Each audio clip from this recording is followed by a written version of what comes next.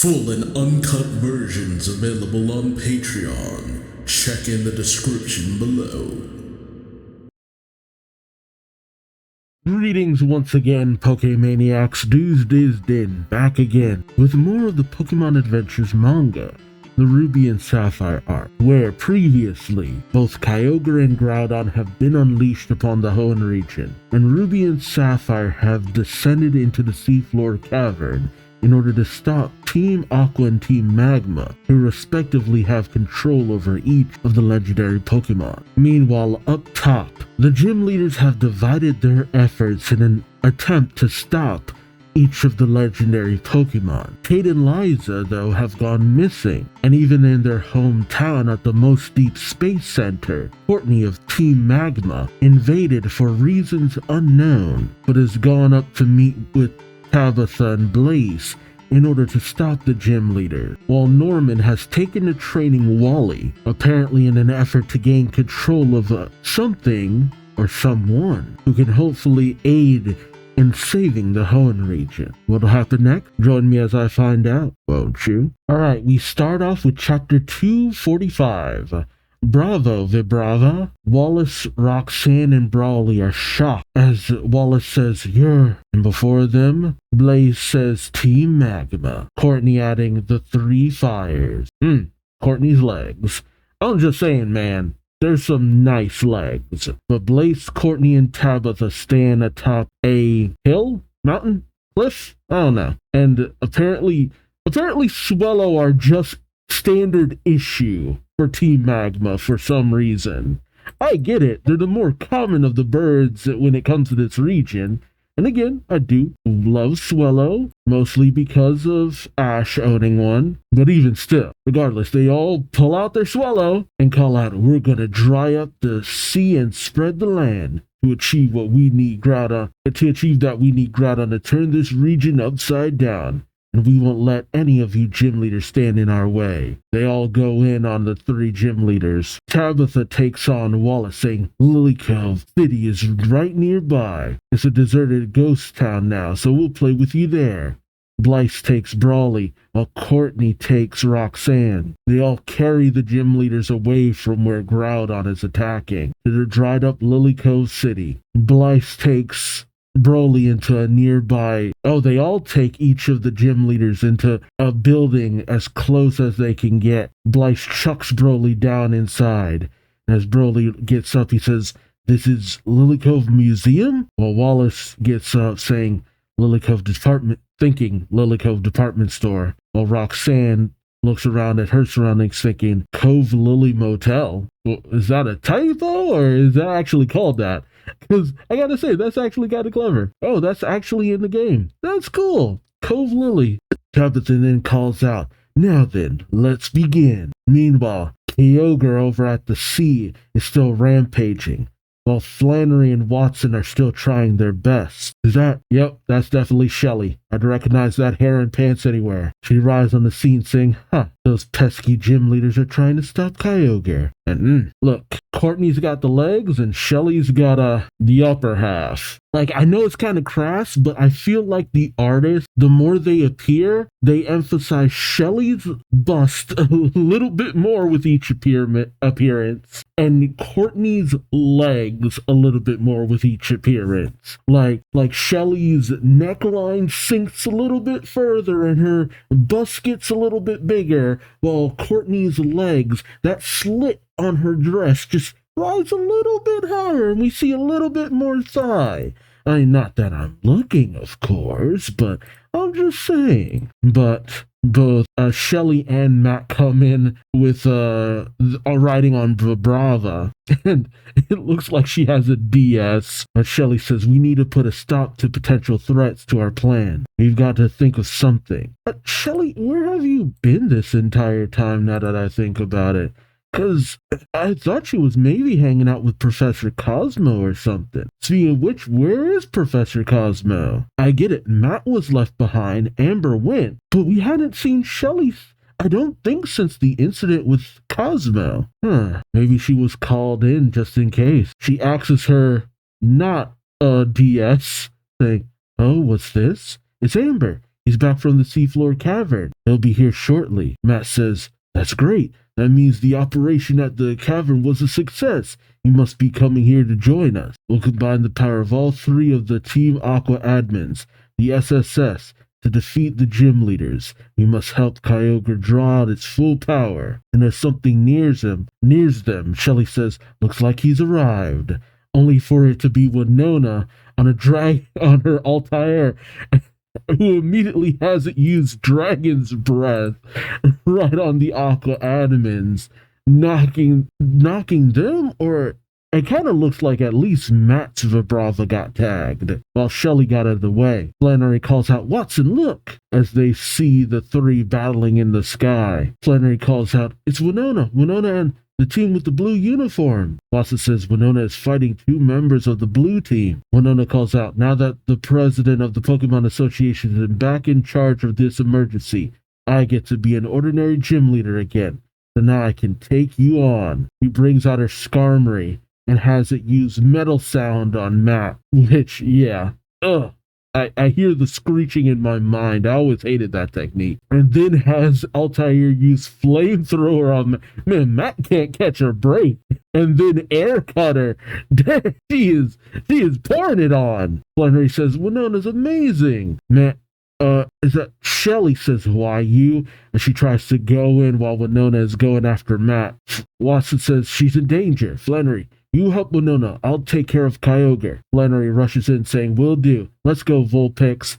He brings out her Vulpix and tells it to use Will-O-Wisp, blasting at Shelly's Vibrava. Winona sees this saying, thanks, Flannery. Well, Flannery just chuckles, but Shelly manages to recover, saying, how dare you interfere? Flannery then calls out, you. I saw what you did at Mount Chimney. How could you do something like that? I'll defeat you if it's the last thing I do, she says, anger growing on her face. Shelly has her Vibrava race in, saying, don't make me laugh, and they continue to strike out at Flannery. Well, no, they're dodging Flannery's Macargo and Vulpix's attacks, but it does start to look like they're getting a little overwhelmed. Watson looks back at the two individual battles, while his Manectric is still attacking Kyogre. Watson says, I said I'd take care of this myself. But Kyogre is still very powerful. As a matter of fact, his attacks have intensified. It's as if it knows that what it's targeting now. There's a reason for that. Oh, someone says below the water there's a reason for that. Our leader Archie is in possession of the blue orb now, which imbues him with the power to give direct orders to Kyogre. Amber says as he rises out of the water right in front of Watson and his Manectric. How wild. Over in Slateport, we see the swimmer Jack, making his way on his, I always forget because I have it logged differently, Gyarados. Just because it's a previous gen, so I don't really think about it too much. He's making his way on his Gyarados through the water-filled city, saying, hey, is anybody home? Looks like everybody is evacuated to New Mauville. There doesn't seem to be anyone left. But then he spots the young boy and his Magikarp, the blind boy, and his Magikarp from before. He says, oh, there's someone. He goes in through the boy's window saying, hey, are you all right? The boy says, whoa, yes, I'm fine. I was reading and I didn't notice that everybody was leaving. Kid, where's your parents? The swimmer says, you sure are calm about it. What are you reading? The boy says, an ancient stone plate that somebody dug up. It looks like it has a braille on it. The boy says, these bumps represent letters, and I slide my finger over them to read them. The swimmer says, whoa, that's quite a talent you've got there. Wait, does braille not exist in this world? I have been wondering what those dots I keep seeing in place of the letters for the unknown. Oh, hey. Okay, how does this work here? Oh, the boy says, where'd you learn to do that? The swimmer says, where did you learn to do that? The boy says, from a man I met back at the hospital. He was really something. He said he was the champion. The swimmer questions, the champion? The boy says, yes, the leader of the Elite Four, a group of super powerful Pokemon trainers. And he's the champion of the Pokemon League too, as we see Steven and the Elite Four of Hoenn at the ready, which is kind of wild, because I was wondering how the Elite Four works at this point. I could see that maybe since Johto and Kanto are kind of connected, they're treated as more sister regions than anything else, which is the one thing that kind of makes it unique. Their Pokemon League, well, not so much their league, but the way their Elite Four is set up is kind of consistent across both. Well, no, their Pokemon League is connected because Red would have been the champion of the Kanto/Johto League. But I wasn't sure how this was going to work. Steven being the champion, I forgot Steven was the champion. I kept wondering how he played into things because I don't remember challenging him. I'm starting to think I didn't get that far in Ruby and Sapphire, which is kind of a shame. I remember, what's the sailor dude's name? Drake, yeah, Drake. I remember from the anime. And I remember the young girl, Phoebe. Yeah, because she's a ghost type, right? Which always took me off guard because she doesn't really look like a ghost type trainer, but maybe that's a good thing. The other two, Glacia and Sydney, I do not remember them. I don't remember them at all. Like, even when I see pictures of them, I'm like, who dat?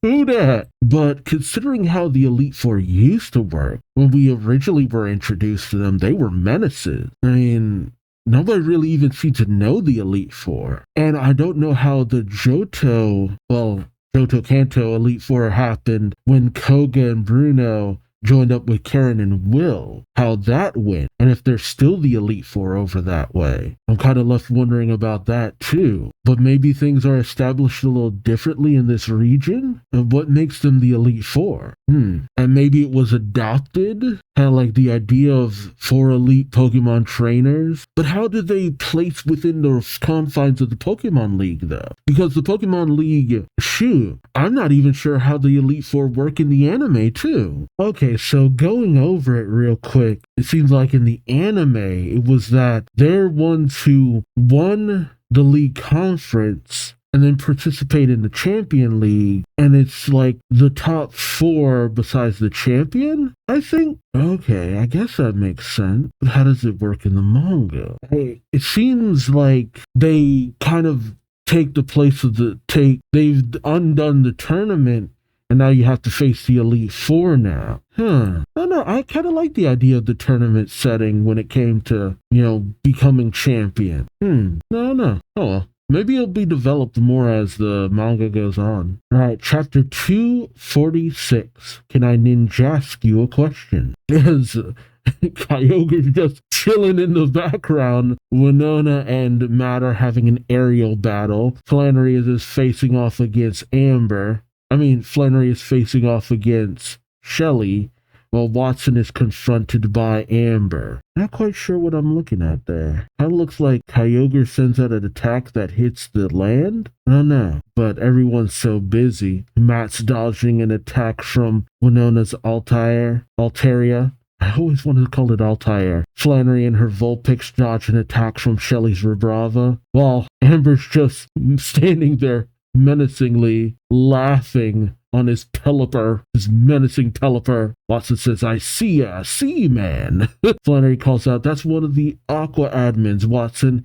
He's the one who was in charge of the operation at Mount Chimney. But Amber, without missing a beat, tells his Pelipper, stockpile in, swallow. Stockpile in, spit up. And Pelipper launches its attack at Watson's Manectric, hitting it hard. As Watson goes to his Manectric, he says, that was an Pelipper. Smooth. Watson, please. Watson, please. Watson says it's a 3-on-3. We should be able to stop them, but while we're otherwise engaged, Kyogre might get away. But Amber calls out, can you afford to take your eyes off of me? But Watson pursues on his Manectric, saying, not so fast, attack! Pelipper hits the ground hard. As Watson says, water versus electric, I have the advantage over your Pokemon. Now that Pelipper is out of the fight, which Pokemon will you battle with next? Amber says, I don't know. I left the rest of my Pokemon down on the seafloor cavern. Watson says, what? Shelly overhears this, saying, in that case, use this one, Amber. He tosses a Pokeball over to Amber, and Amber says, thank you, Shelly. This is your best Pokemon. Come out, Nincada. Watson says, go, Manectric. Manectric smashes it to Nincada. Watson questions, what? Is this some kind of joke? This is your best Pokemon? He tells Manectric to use Roar, which causes Nincada to tremble in fear. Watson thinks to himself, oh, it didn't switch out with another Pokemon when I used Roar. That means he really doesn't have another Pokemon. Amber laughs. You seem puzzled that I'm fighting with Nincada. Allow me to demonstrate, as it seems like Nincada's evolving. Yep. Why, this is my best Pokemon. Watson says, huh? It evolved into Ninjask. And Ninjask flies around Manectric at super speeds, getting behind and attacking. It had just multiple strikes. Watson could only protect himself, saying, it's unbelievably fast. I can't even see it attack. I get it now. This is what you meant by the best Pokemon, huh? Amber says, Ninjask is the evolved form of Nincada, and its ability is Speed Boost, and already swift Pokemon, and the more it attacks, the faster it gets. Must be getting pretty fast because it's been relentless. It comes up behind Watson. Oh, but Manectric manages to dodge out of the way with Watson aboard, striking at Ninjask's back, downing it. Watson says, I'll fight speed with speed then, double team. And due to the severity of this crisis, I have no intention of playing it safe and protecting myself. Amber looks to the sky as the dark clouds begin to rumble in. Amber says, no way. Watson says, exactly. We're going down together. Do it, Manectric. Thunder! Thunder!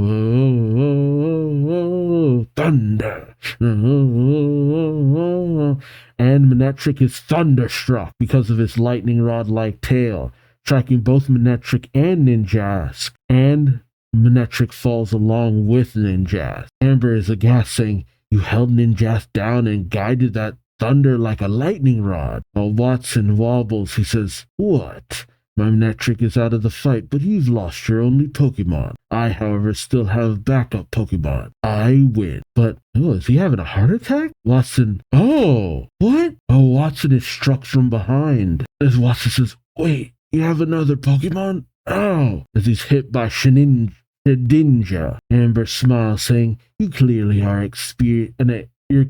experienced gym leader, and that was a magnificent fight you put up. Despite your terrible pun, but you let your guard down too fast. When Nincada evolves, it turns into two Pokemon, the ninja Pokemon Ninjask and the shed Pokemon Shedinja. Wait, it does? I didn't realize that's how that worked. Oh, if you have an empty slot in your party after the Pokemon evolves in an extra Pokeball, that is wild. What? I didn't realize that's how that worked. So it's like an empty shell. That's weird. I always thought it was another evolution. And normally I would never have an extra slot available, so I never would have realized that. That is a wild ability. Huh. Yeah, I never would have saw that coming. Well, apparently it happened really later on in the anime. Huh, that is weird. That's kinda cool. Well, not so much for Watson. What you didn't know cost you the battle. As Watson falls to the ground, Winona calls out to Watson while Flannery is aghast, saying, Watson lost? Oh, and as Watson starts to fall off of the nearby cliff into the water, Flannery tries to race towards him, only to be grabbed by the neck by friggin' Ludicolo. This is the most menacing friggin' Ludicolo possible. Man, Shelly just has so many Pokemon. Friggin' Ludicolo. She had that Nincada at the ready to evolve. The friggin' Vibrava. Like, man, Shelly has a lot of Pokemon. Shelly one hell of a backup support. But as Shelly lands, she says, you're not going anywhere. I'm your opponent. She blocks the way to Watson as he slips into the sea, calling out, Ogre must stop it and protect Owen. He falls into the water below. As Amber says, one down. Flannery cries out for Watson as he sinks into the depths. Dang, I don't think we killed off Watson, but shoot. I don't know how we recover from this, because they ain't having an easy time with this. And I thought we were going to have to mostly deal with the whole Team Magma situation. And we're back to the beginning of the end with Kyogre and Groudon Part 9. In Chapter 247, Flannery calls out to the sinking Watson. Oh, his Manectric's there too. Oh man, they're both in bad shape. While Winona calls out, We have to go and help him. But then she notices Altair's not moving. She questions, Altair, why aren't you listening to me? I keep saying Altair. Alteria, why aren't you listening to me? Oh, that Sharpedo? Yeah, she notices that Matt has his Sharpedo out as well. And Winona says, that Sharpedo is using taunt. Alteria, Alteria. So that's why it won't listen to my orders, as Alteria's pissed. Winona says, they're preventing us from moving, so I can't help Watson. Their teamwork and combination moves are astounding. Down below, Shelley says, of course, we are the SSS. In other words, the sub-leaders of the C Scheme. That is a stupid name, I'm sorry. Sub-leaders of the C Scheme. It sounds like you really wanted that alliteration. And the executive members of Team Aqua. Flannery gets pissed, saying, how dare you? How dare you? And she sends in her Vulpix, but it's easily knocked away by Shelley's Ludicolo. Shelley says, we are the executive members of Team Aqua.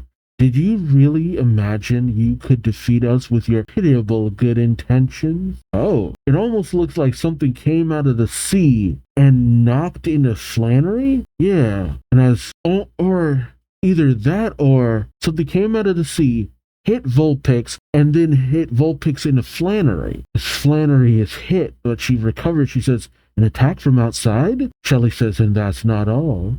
Oh, what the heck? Razor Leaf? Flannery and Vulpix are hit with a barrage of what seem to be leaves. She tries to dodge out of the way and hits the ground hard, but suddenly she finds herself coughing along with Vulpix. Shelley says, surprise, this is Ludicolo's move. Nature power. Flannery turns questioning nature power. Shelley tells her, that's right. The move changes depending on the environment in which it's used. If you use it near a body of water, you get Hydropump and Surf. If you use it in a field, you get Razor Leaf and Stun Spore. Oh. Okay, yeah, I never had a Ludicolo, so I never used this move or had this ability. That's wild. Shoot, and from what I remember from Brock's Ludicolo, it didn't never have powers like this from what I even remember. No, it did have some weird abilities, but I thought those were just technique, not ingrained stuff. Flannery is stunned, literally and physically, saying, I didn't know that. Shelley then says, it can also turn into Earthquake and Shadow Ball. See? The power of nature is stunning, isn't it? She then gestures to the sea, saying, and the mother of it all is the sea. Everything stems from her. That's why we must spread her love. Our actions support a noble cause, you see. And in order to achieve our goal, we must make some sacrifices, she says with an intense gaze. You gym leaders and that foolish Professor Cosmo. Well, honor you with the story of how you sacrifice yourselves to help build a better future. After we defeat you, that is. She commands Ludicolo to attack, who unleashes a massive earthquake directly towards Flannery. Oh, dang. And then we cut away to Lily Cove City at the Lily Cove Museum, where the museum is on fire. Broly surviving the flames with his Machoke. Broly says, where's this eerie fire? What is this eerie fire? I can't see who I'm fighting. As suddenly Machoke is struck from behind with Slugma. Slugma nuts! Oh, I'm sorry, that was uncalled for. Broly goes and checks on his Machoke, saying, nuts! Machoke's been burned! As Blaze emerged from the flames. Blaze says, show me your guts ability, Machoke. Use the damage you received just now to take revenge! As Machoke uppercuts Slugma with revenge. As Slugma goes down, Broly says, how'd that feel? Machoke uses Guts' ability to draw on the burn it received, plus we multiplied the damage with revenge. I bet you don't have any strength left in you. But suddenly the down Slugma disappears. Broly says, hey, it disappeared?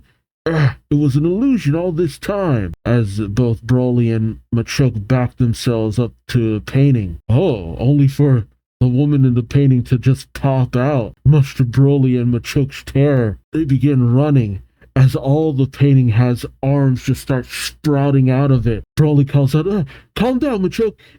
This is only an illusion. And then he's shocked as Blaze wobbles into view. But Broly's view is still very wobbly. Blaze says, ha, Give it up. My illusion attacks work directly against my opponent's mind. You can't escape them that easily. Broly can only support himself by pressing up against the wall. As Blaze says, you don't need to stay put for very long. Just until Groudon is done with its work. Broly says, I can't let that happen. The soft and flexible fighting style I've mastered takes my opponent's strength and uses it against them.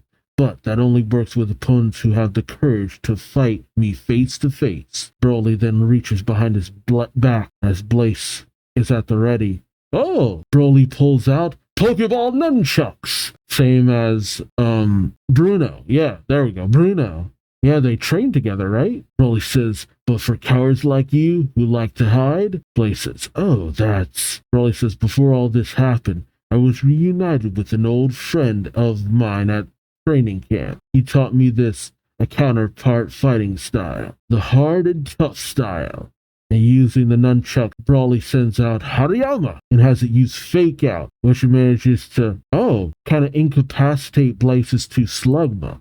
Oh yeah, two Slugma. Blaze tells him, pull yourself together! But as Broly goes all in, he has Hariyama use Arm Thrust, Arm Thrust, Arm Thrust, Arm Thrust on the two Slugma. Broly says, if the heat from that fire is making me see things, then I'll blow the flames away. He then thinks, allow me to introduce you to my friend Bruno, as he goes into the same fighting stance as Bruno, ready to go on the offensive. Okay, nice. It's good to see that actually coming into play. Alright, chapter 248, the beginning of the end with Kyogre and Groudon. Part 10. Broly has Hariyama unleash a massive palm strike, air bending, whatever, against Blaze's two Slugma. Blaze is utterly shocked as it's just blasted backwards. We see a massive explosion out of the museum. That museum, that ain't coming back anytime soon. I hope whatever they had in there is, I hope it's not one of a kind. Roxanne sees it from the Cove Lily motel and is overjoyed, saying that must be Broly's move. But Courtney calls out, hey, come on, pay attention, as Courtney sends out her Ninetales to attack Roxanne. Roxanne sends out Cradilly, who extends its what are those? What is it? Tentacles or petals? Tentacles. Okay, tentacles. Tentacles to restrain Ninetales. With Roxanne saying, well done, Cradilly.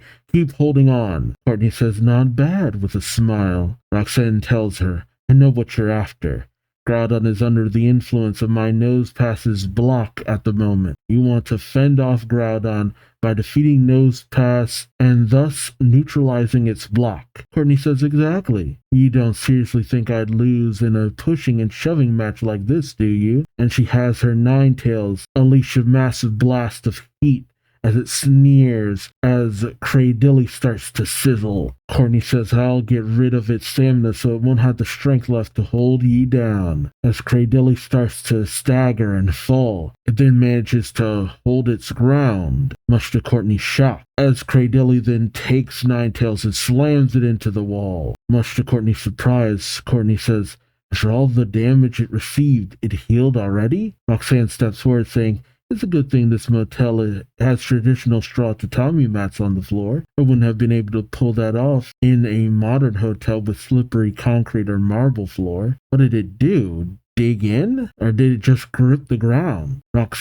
Courtney questions, what did you just do? And as Ninetales attacks the ground underneath Cradilly, Courtney is shocked to see it's rooted itself very literally into the floor. Courtney says, ingrain. How irritating.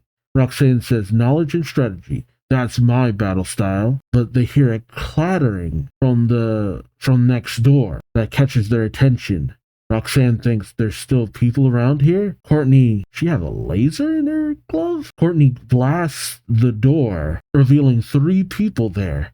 Go, and then they state their occupations? What the hell? One says, I'm a programmer. I came to Hoenn for a vacation. The big one says, I'm a graphic designer. I was taking a nap. I didn't see or hear anything. And another says, I'm a video game designer. Hoenn is a scary place. Okay, dude, did you not hear the evacuation order? Between you guys and the blind kid, even the blind kid should have probably heard it. And all he can do is really hear. Jeez. Then again, in any evacuation situation, there's always the people who lag behind for one reason or another. Roxanne cries out, "Run!" But Courtney's already on him, getting in close, threatening them with her gauntlet, whatever.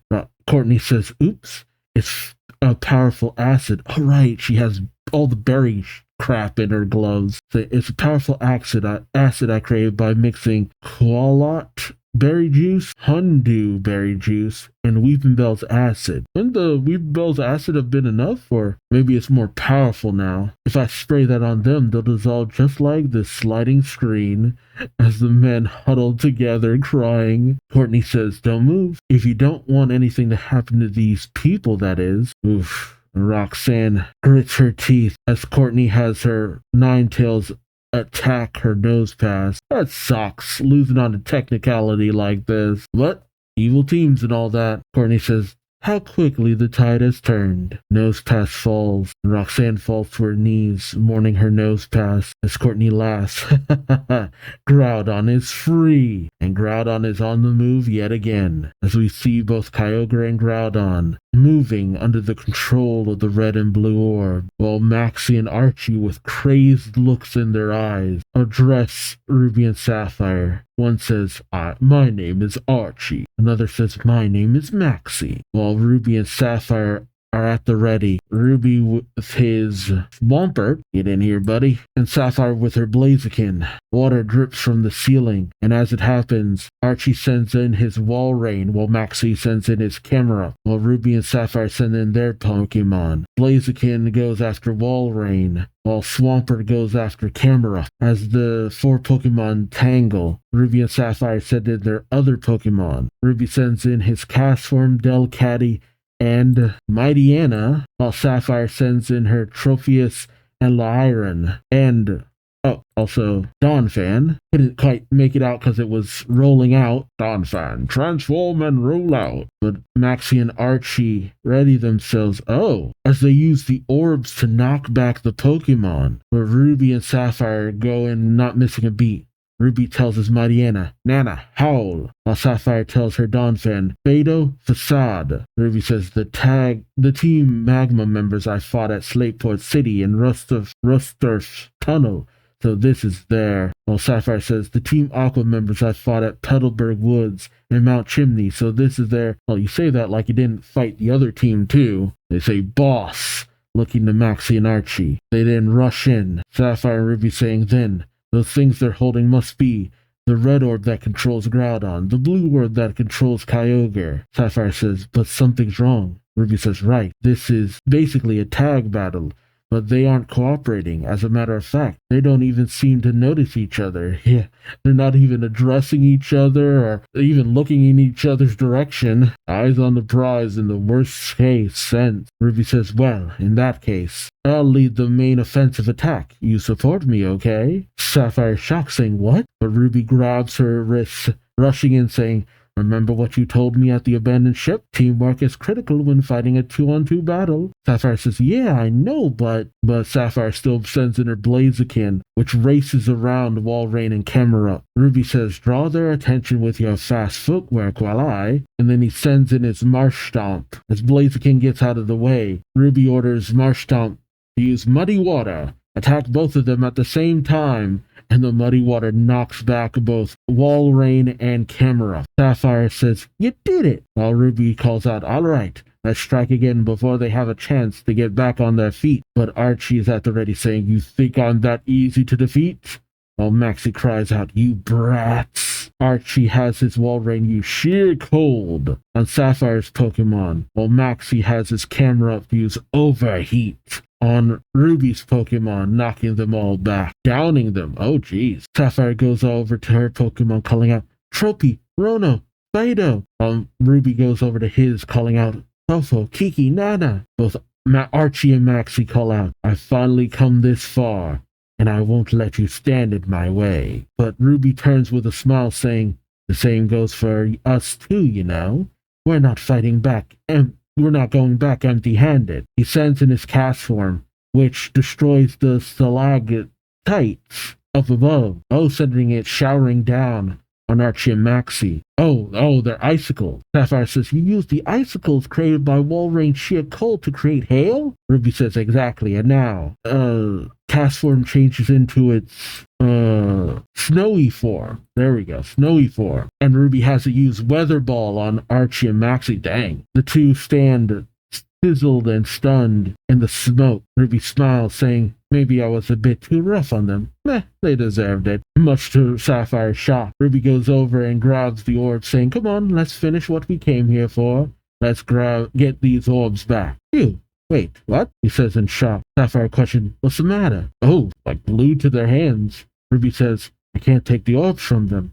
They're stuck to their hands. Meanwhile, back aboard the Pokemon Association blimp, Tate and Liza's grandparents, or the old couple who mentors them, say, uh-oh, this is bad. The old lady says, those men wanted to get a hold of the power of the orbs. The old man says, but now the power of the orbs wants to get a hold of them. As we see the orbs sink further into their palms. Ew, it's more gruesome than in the anime. We say the orbs are taking them over. Ruby and Sapphire back away in shock as Archie and Maxie, start to make weird noises, but then they laugh with toothy grins as the symbols for Kyogre and Groudon appear on their hands respectively. Ew. Yeah, this is a lot more body horror-esque than the anime. Alright, and the last chapter of this volume.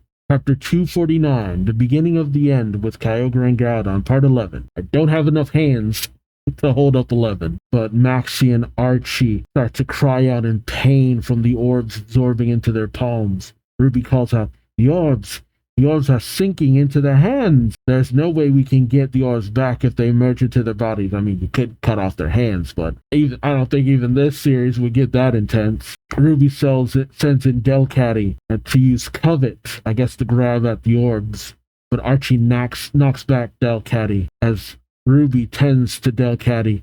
Sapphire calls out, look! As we see the images of Kyogre and Groudon appear behind Archie and Maxie as their sleeves rip off from the orbs incorporating into their bodies. It's like they're crawling up their arms. Ugh. Ruby calls out, that shadow.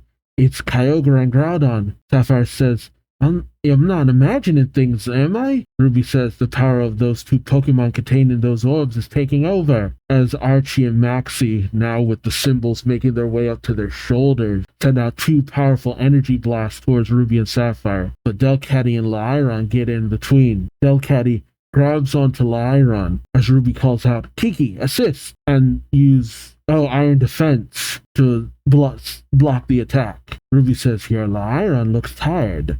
I'll have Kiki use its Iron Defense instead. I need all the help I can get right now. Sapphire says, you said it. Look at how strong they are. It's like Kyogre and Groudon are attacking. Yeah, oh shit. So it's not like the two Pokemon are channeling their wills through the people. Freaky. Yeah, just like the anime, but a lot more intense. Ruby says the tables have turned on them all right. They tried to control those ancient Pokemon with the orbs, but now the ancient legendary Pokemon are controlling them. They're being taken over. Oh, suddenly Archie lunges at Sapphire. Ruby gets her out of the way while he tells Marshtomp, saying, look out, Mumu, protect her. Mudsport! As Marshtomp uses Mudsport to knock back Archie. But Sapphire is taken aback being grabbed by Ruby, thinking, seems like I've done this before. What's that feeling called again? Deja vu? So did they meet when they were little? Did something happen? But Sapphire doesn't act like Ruby does, like they remember something from their past. Sapphire then thinks, I ain't got time for this. As Archie knocks away Swampert, as Maxie knocks away Lairon, the two then go after Ruby and Sapphire. Archie grabs Sapphire while Ruby is grabbed by Maxie, both by the throat and the scruff of their neck. The heck? Archie and Maxie then raise their hands up to the sky and are enveloped in energy, rising up with Ruby and Sapphire and also the Team Aqua and Team Magma grunts? The hell? Sapphire calls out, we're flying! What's going on? Ruby says, they're absorbing everyone's energy. Oh, they're being summoned. Kyogre and Groudon are trying to draw the orbs to them, and the seafloor cavern is crumbling. Oh, not going back there. The narration that says, Ruby is correct. Thank you, narration. With the gym leaders out of the way, it will be easy to gain control of the team bosses and begin again. As we see tidal waves consuming civilization, everything else is dried up. Now Groudon and Kyogre are headed for the exact spot where they fought each other once before. Jeez, see Groudon looming in the distance as people flee in trucks and on foot. An announcement rings out. Groudon has passed through Lily Cove City and is getting closer to the sea. Roaring flames burst from the ground every time Groudon takes a step, and the intense heat Groudon radiates is causing drought conditions wherever it goes. Nothing can stop its infernal rampage. Dude, that's gotta metal. Sucks that people are in danger, but metal. Always see people fleeing on boat as Kyogre makes his way. The announcement calls out, meanwhile, Kyogre has also set its course. It's using drizzle to summon immense rain clouds, and using the tremendous waves created by these storms as its pathway. That's not as metal. We cut over to Slateport, where the Pokemon Association blimp is overhead. Gabby calls out, there it is, Captain Stern. Captain Stern says, right, Bagoon. The Flying Pokemon Association headquarters. It's called Bagoon? Ooh, that is not a good name. Slate turns to Mr. Doc and the Pokemon fan club chairman, saying, Let's go. Hopefully our knowledge and experience will be of use to them and help bring the situation under control. There are some grapples or whatever that help get Mr. Doc and the chairman up to the blimp. And as Captain Stern goes to hand one over, he says, here, Gabby. Gabby says, okay. But Ty blocks her way, saying, no, Captain Stern. Gabby and I will stay behind. Gabby questions, what? Ty, with determination in his eyes, says, there's something we want to look into. As Stern and the others take off on the blimp, Gabby questions, hey Ty, what's the meaning of this? As they board the life raft, Ty says, don't you feel it, Gabby? I've been sensing its presence all. Gabby interrupts, questioning its presence. We see Absol. Hey buddy, leaping from roof to roof. As Ty says, there it is. Gabby says, Absol, the disaster Pokemon. As it turns to them, Ty gets off the boat, reaching towards Absol, saying, that's right, the same Pokemon who appeared momentarily at the scene of the accident in Rusturf. I don't know why I can't say that properly. Rusturf Tunnel. He grabs for Absol, saying, wait, but on his hands is something dusty. Ty says, look, Gabby, it's covered in ash from Mount Chimney. Ty turns back to Absol, saying, you were at Mount Chimney when its volcanic activity came to a halt, weren't you? You appear every time something bad happens. Are you behind the nefarious activities of Team Aqua and Team Magma? Ty. Close but no cigar. As a matter of fact, you're the one who's drawing all these disasters to the region, aren't you? Absol slowly approaches as Ty gets ready, saying, you want to fight? Is that it? But Gabby tells him, hold on, Ty. I think I have an idea. I think maybe since long ago, people may have been misunderstanding Absol. Absol appears whenever disaster strikes, but that doesn't mean it's the cause of the disaster. On the contrary, maybe Absol senses impending doom and appears to warn people about it. Absol takes a moment, then bows to Gabby. Gabby questions, get on? Is that what you're telling me? Absol smiles and nods. It's like, give the lady a cigar. It's like, you I like. Gabby says, hey Ty, what do you think the worst case scenario is? How much more dire could this situation get? Ty says, if Kyogre and Groudon have an all-out battle with each other like they did in ancient times, they could tear apart the entire Hoenn region. Gabby jumps on Absol, saying, exactly, that's the worst case scenario. Much to Ty's shock, Gabby says, tell me, Absol, will the two legendary Pokemon fight each other? If so, where? Absol gets up and goes to race off, Ty falling, saying, wait, Gabby, I'll go too. Absol's like, nah, get out of here, dude. You tried to come at me. I ain't about that. The lady's cool. Cut over to Maxie and Archie, I guess using their version of dive to come up from the depths. Sapphire calls over to Ruby, they're moving fast. Ruby says, I knew it. They're being drawn to Kyogre and Groudon. While Archie and Maxie, the symbols now on their foreheads, kind of like in the anime, they giggle to themselves menacingly. Suddenly, the two diverge, taking Ruby and Sapphire with them respectively. Both Ruby and Sapphire think, we'll get separated. Sapphire calls over to Ruby while Ruby calls over to Sapphire. Meanwhile, up above the water, Gabby calls out, Absol is so fast. It seems to know exactly where it's going. Can you predict where Absol is heading? Absol looks pissed now that it's carrying Ty too. Ty's on his computer saying, I'm trying. But Gabby then notices something come out of the water, seeing Ruby and Sapphire being held by Maxie and Archie. Gabby calls out, that's Ruby. Sapphire? As they see the two take off in the distance, Gabby calls out, those two energy balls are flying in the same direction as Absol. Ty says, Gabby, I figured it out. Absol is heading straight for the mythical city where history slumbers. The city in the crater of a volcano. It's in the crater of a volcano. Sutopolis City. Hey, Sutopolis is in the crater of a volcano? Did I get this far? Actually, I'm not even sure. No, I had to. I remember facing off against Wallace and the Elite Four, and then Steven. Yeah, not really sure. Looks like a beautiful city. But Sutopolis City. 25 days left until the deadline. To be continued. Good stuff though. Like, man, the face-off between Team Aqua and Magma admins against the gym leaders, pretty intense. It does suck, mostly for Roxanne, the way she lost. And at least with Amber taking out Watson, that was a bit more of a strategic way of doing things. Just like, yep, just outdone him. That's as simple as it is. You know, managed to have like a really good ace in the hole on that one. And you can hold back evolution, so it's just like, just hold it off until you're ready for it. That is not a bad plan on Amber and Shelly's side. So Amber took down Watson while Courtney took down Roxanne. Don't quite know how the battle between Brawley and Blythe went. I think maybe he took down Blythe.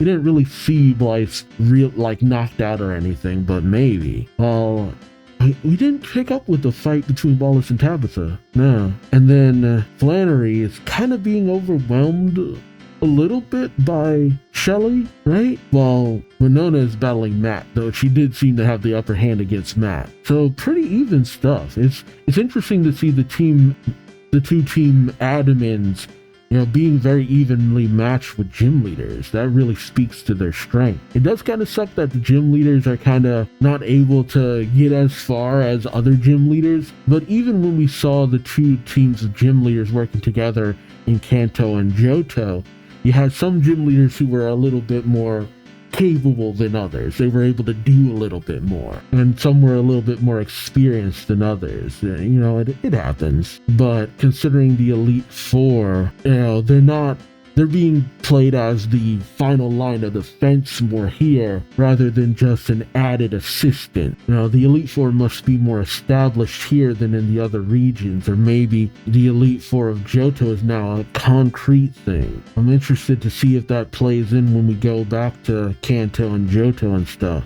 But Maxie and Archie have been completely taken over. I wonder how that'll happen. You know, will the Team Aqua and Magma members who are being taken with, will they be fighting ready? Will they still be at their leader's command once they arrive? Or will they be knocked out because they have their energy drained? You know, how is the final battle in Sutopolis going to go down? Will the Elite Four members mostly be holding off Kyogre and Groudon? Or will they be taking on grunts and stuff like that? That could go either way. And what role will Ruby and Sapphire have to play in all of this? Because usually they take down the leaders. This is shaping up in a much more different direction. Because, again, I said it before, when it came to the whole machinations of Team Rocket, that was a little bit more low-key originally. Then with the Elite Four, it was still a little bit more grand, but it took place in isolation. And then with the Mask of Ice, that was still in isolation, though. It was still out in the public, but the final battle took place more in isolation. Not so much out in the open in an isolated area. But this will take place in a city. I do wonder. Because it always comes down to our lead characters. But it's not like we've had red, blue, yellow, green, gold, silver, crystal involved, really. So I still wonder how that's going to really go down. Yeah. Anything could really happen. Well, let me know your thoughts in the comment section below. Like, comment, subscribe if you enjoyed the ride. Thank you so much for watching, and until next time, I've been Duuz-Diz-Din, and I hope to see you later. Till then, take care. Bye-bye.